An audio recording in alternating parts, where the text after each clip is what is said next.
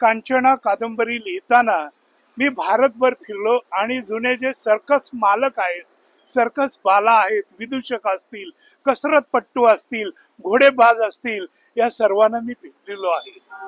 या प्रवासामध्ये वाघिणींची बाळंतपण करणारी सुद्धा मर्द माणसं मला भेटली. आणि ती कुठे तर आमच्या साताऱ्या जवळच्या पाली नावाच्या गावाच्या परिसरामध्ये एकेकानं 8-8 वाघिणींची बाळंतपण केलेली आहेत.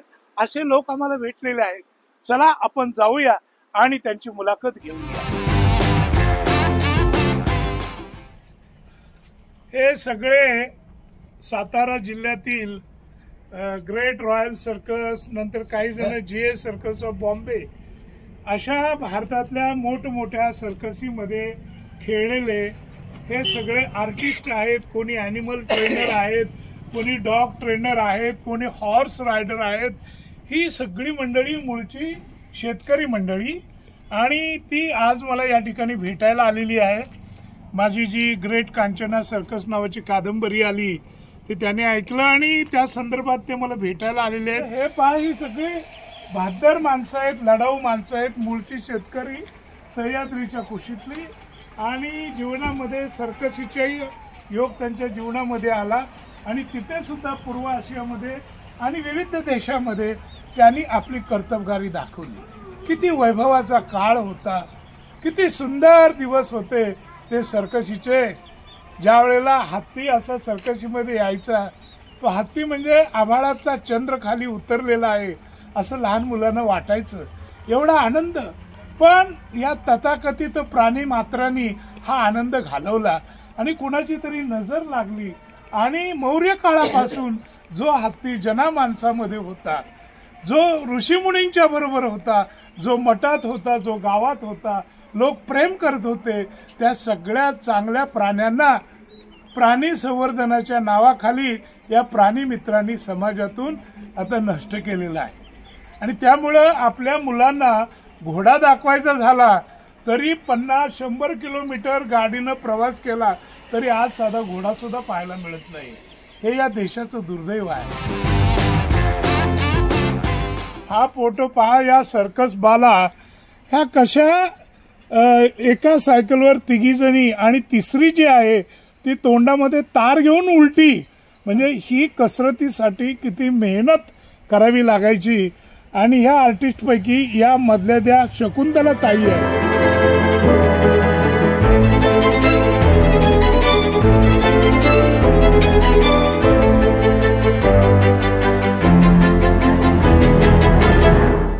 ताई, तुमचं पूर्ण नाव काय? शकुंतला मानसिंग गोरे. गोरे. कुठल्या सर्कशीत होता? मी GA मध्ये होती, ग्रेट बॉम्बे मध्ये होती. ग्रेट बॉम्बे मध्ये पण आणि GA मध्ये पण, रॉयल मध्ये पण. बर बर. किती वर्ष एकूण सर्कशीत काम केलं तुम्ही? 5 वर्षाची होती तेव्हापासून. 5 वर्षापासून ते हाय. किती वर्षापर्यंत होता तुम्ही? लगीन झाल्यावर सोडली. बर बर बर. लग्न किती साली झालं? 77 ला. बर बर. म्हणजे सुरुवातीचं आयुष्य तुमचं सर्कसीमध्ये गेलं. तर ते असे कसरतीचे प्रचंड खेळ म्हणजे भारतीय तरुणींना किती अंगामध्ये ताकद लागत असेल हे तुमच्या लक्षात येईल. तुम्ही कुठल्या कुठल्या देशामधून जाऊन आला?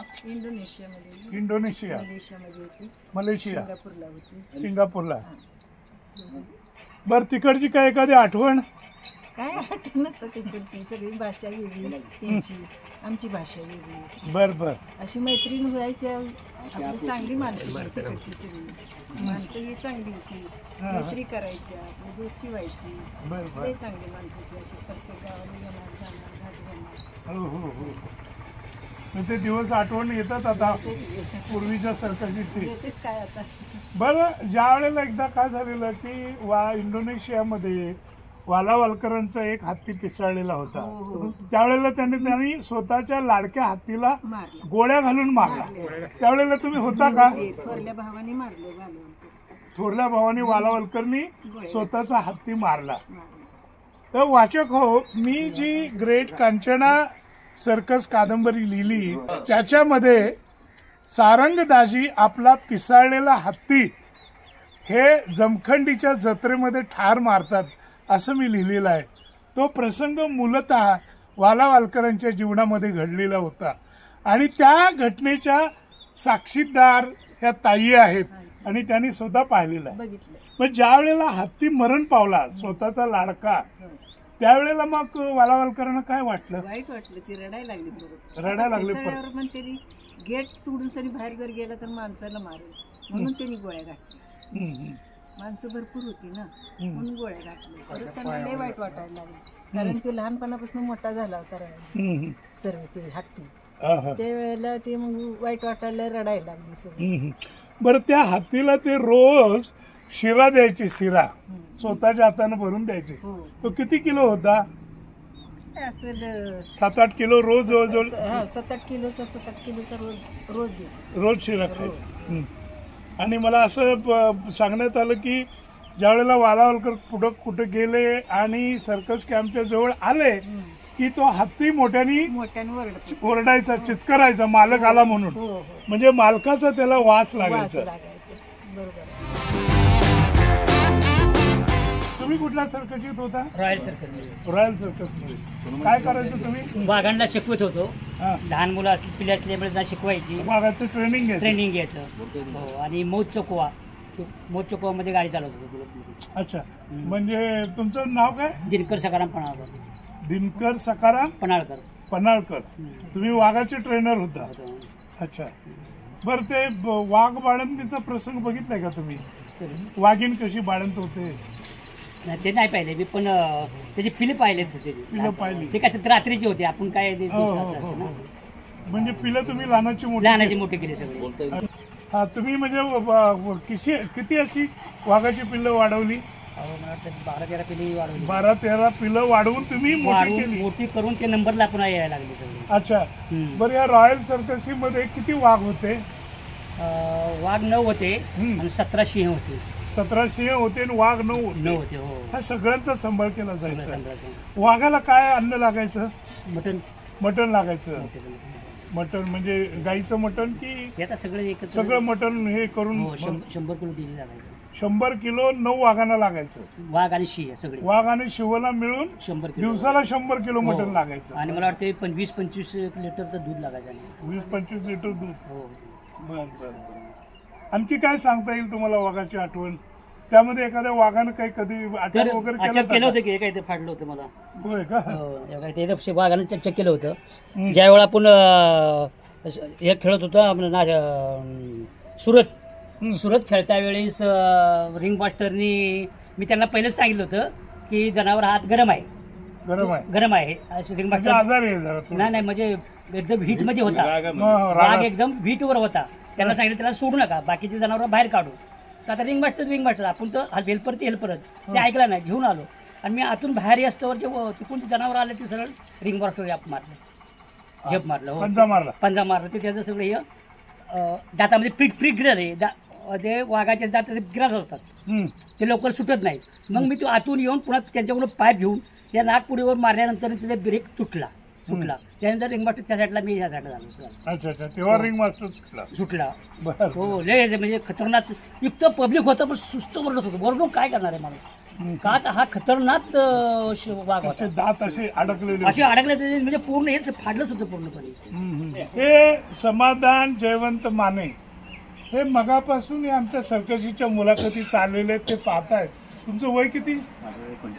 त्यांचं वय 39. मला तुम्हाला प्रश्न विचारायचा आहे, तुम्ही जिवंत सर्कस बघितली का लहानपणी?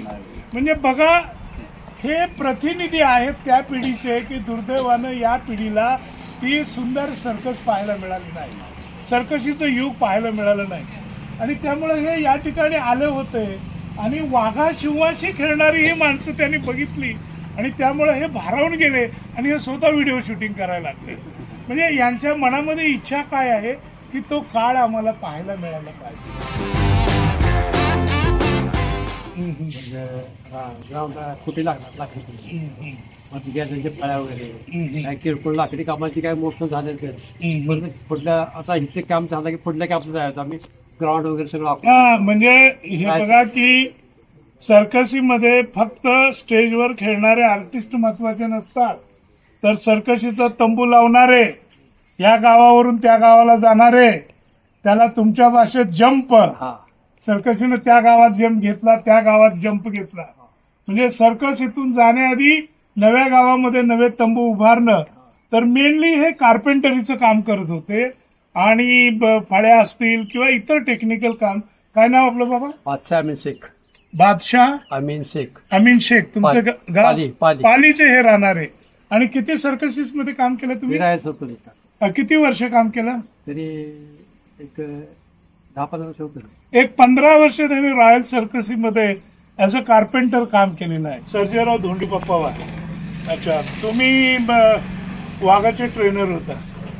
वाघ आणि कुत्री. हा, म्हणजे वाघ आणि कुत्री. आणि तुम्ही इव्हन वाघिणीचं बाळणपण पण पाहिलेलं आहे. वाघिणीचे बच्चे पण तुम्ही वाढवलेले आहेत. किती वाघिणींची बाळणपण पाहिली तुम्ही? 2-4 पाहिली. 4-1 वाघिणींची बाळणपण त्यांनी पाहिलेली आहेत. आणि सर्जेराव पवार हे पालीचे आहेत. पालीच्या शेजारी करंदोशी नावाचं छोटं गाव आहे, त्या गावातले ते आहेत. आणि he is a wonderful person. म्हणजे त्यांनी अनेक जातीची जवळजवळ 22 डॉग्स आणि ते अल्सेशियन पासून पॉमेरियन, डॉबरमॅन हे सगळी कुत्री, आणि त्या कुत्र्यांना ट्रेनिंग द्यायचं आणि हवे तसे खेळ सर्कशीमध्ये करायचे. तर हे सगळं कौशल्याचं काम तुम्ही पाहिलेलं आहे. बरं, वाघाने कधी अटॅक केलं का तुमच्यावर? अटॅक असं मोठ्याने घालताना केलेलं आहे, पण आम्ही सावधपणे घालायचं. अच्छा, सावधपणे घालायचं. अच्छा, मोठ्याने घालताना ना एकदम दाड हे व्हायला ना बटन घालायचं.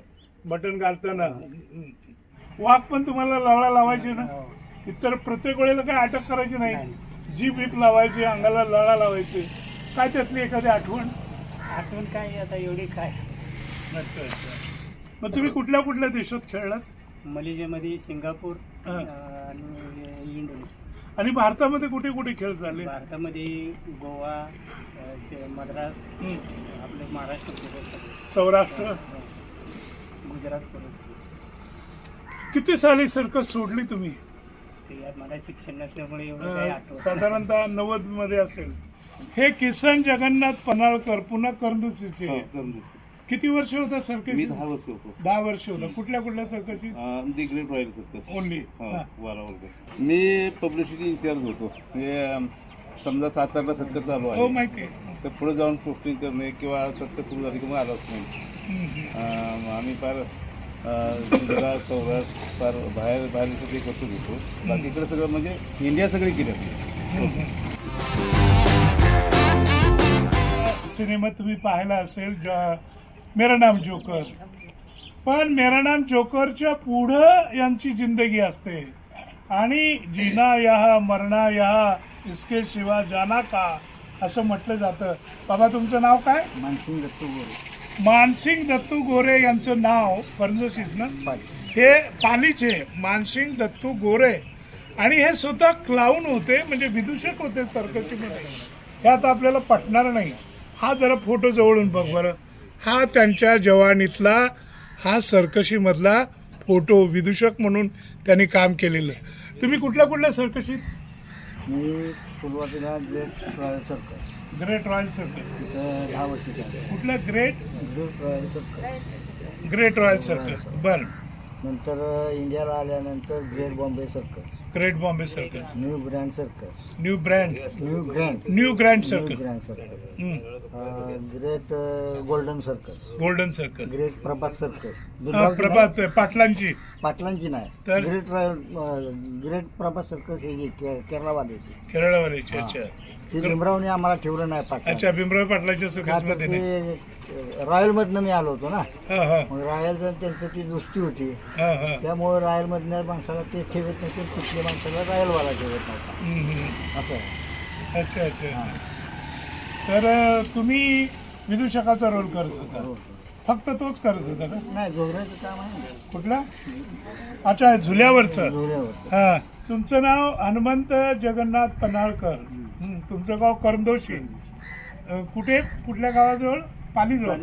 अच्छा अच्छा. तुम्ही किती वर्षाचे होता तेव्हा सर्कसीत गेला? 15 वर्ष. 15 वर्षाचे असताना. आणि तुम्ही सर्कसीत काय करायचं? मी सर्कलमध्ये पहिला हेल्परमध्ये कामं केली, हं. नंतर असते असते रिंग मास्टर झालो आता. Ring master. हं. अच्छा. त्याच्यानंतर ती वाघा झोपायला गेली. म्हणजे खाली असे 6 वाघ असायचे हां. आणि 6 वाघाच्या पाठीवर तुम्ही झोपायचं झोपायचं सगळं. आणि वाघ तुम्हाला अटक करायची नाही, नाही, वाच गेली. कारण तुम्ही त्यांच्याशी ट्रेनिंग केलेलं होतं, त्यांना लळा लावलेला होता आणि त्यामुळं वासावरून ते तुम्हाला ओळखायचे आणि वासावरून ओळखत असल्यामुळं ते तुमच्यावर त्यांनी कधी हल्ला केला नाही. आपलं नाव काय? कृष्णा विष्णू पणाळकर. कृष्णा विष्णू पनाळकर, गाव पाली, करंदोशी पाली. हा, हा. कुठल्या सर्कशीत होता आपण? Walawalkar, great royal circus. काय कुठलं काम करायचं तुम्ही? चिंपाजी म्हणजे ते मोठं आधी मानव टाईप माकड जे मोठं असतं, लाल तोंडाचं ना, काळा. अच्छा. काय वजन किती असायचं त्याचं? अच्छा अच्छा, जास्त असेल. बरं, तुमचा अनुभव काय त्या चिंपाजी बरोबर? म्हणजे त्यांची देखभाल करणे, खायला फ्रूट देणे, नेस कॉफी देणे लेटरची. नेस कॉफी लेटर चिंपाजीला नेस कॉफी लागायची. नेस कॉफी लागायची. हा. आणि एक लिटर नेस कॉफी 1 लिटर प्रत्येकाला नेस कॉफी माग्यात घालून मग मध्ये घालून. बरं बरं. हा हा हा. आणि त्यांना शिकवायला मास्तर सगळं रनिंगला आतमध्ये बर बर. पिंजऱ्यातनं बाहेर काढताना मेन पिंजऱ्यातनं मोठ्या पिंजऱ्यात घ्यावं लागतं. रेसिंगला बाहेर काढताना शोला. ही ग्रेट कांचना कादंबरी लिहिताना मी भारतभर फिरलो आणि जुने जे सर्कस मालक आहेत, सर्कस बाला आहेत, विदूषक असतील, कसरतपट्टू असतील, घोडेबाज असतील, या सर्वांना मी भेटलेलो आहे. या प्रवासामध्ये वाघिणींची बाळणपणं करणारी सुद्धा मर्द माणसं मला भेटली. आणि ती कुठे? तर आमच्या साताऱ्या जवळच्या पाली नावाच्या गावाच्या परिसरामध्ये एकेकानं 8 वाघिणींची बाळणपणं केलेली आहेत, असे लोक आम्हाला भेटलेले आहेत. चला आपण जाऊया आणि त्यांची मुलाखत घेऊया. जिचं नाव सुमन, जी 60 वर्ष भारतीय सर्कसीमध्ये खेळत होती, प्राण्यांच्या बरोबर झुल्यावर खेळत होती, वाघांबरोबर, सिंहांबरोबर डोलत होती. तिची कहाणी आपण पुढच्या भागामध्ये ऐकणार आहोत. द ग्रेट कांचना सर्कस आणि सर्कस परी सुमन.